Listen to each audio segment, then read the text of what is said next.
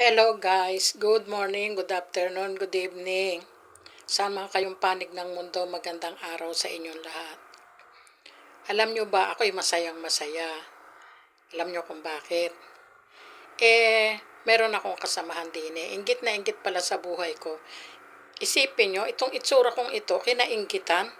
Hi, praise the Lord. Salamat sa Panginoon.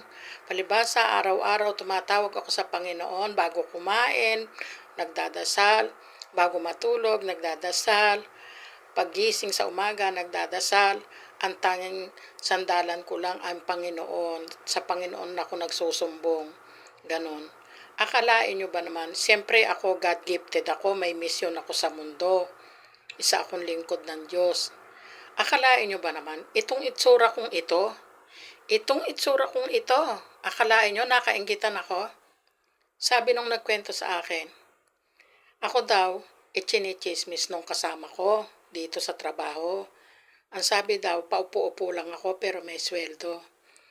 Hindi naman kasi nila katulad ang trabaho ko. Ang trabaho ko mananahi, sa makina ako naka-duty.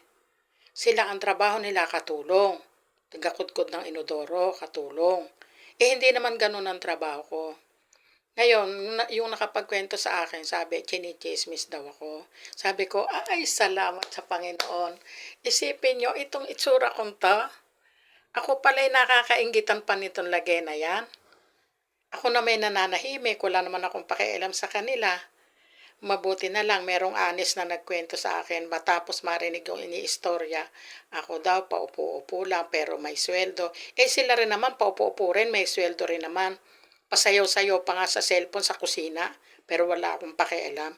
Ganyan ako, wala akong pakialam.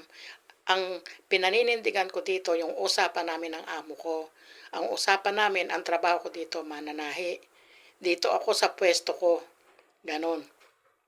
Wala akong pakialam sa trabaho nila.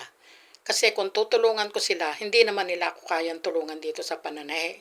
Yun lang. Oh, that's it. Thanks for watching. This is the completeness of my video. Please share, comment, and subscribe my YouTube channel, Emelinda God Gifted Channel. Bye-bye. God bless you.